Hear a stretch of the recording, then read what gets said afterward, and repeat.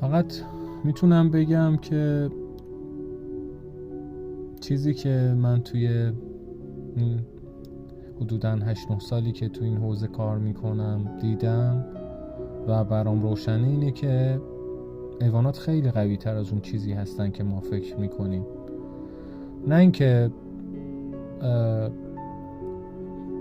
به راحتی از بین نمیرن، نه اینکه براشون بیماری به وجود نمیاد، آسیب نمیبینن. در بعضی وقتا در مقابل بعضی از بیماری ها و آسیب ها خیلی هم ضعیفن.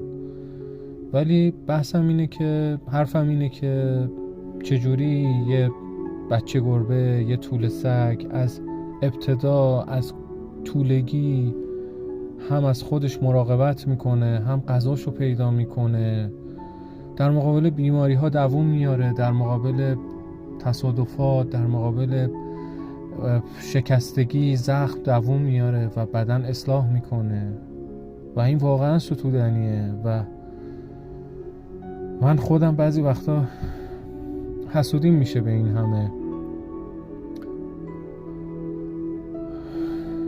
خودکفایی، این همه اقتدار، این همه انگیزه واسه زنده بودن و زندگی کردن. واقعا ستودنیه.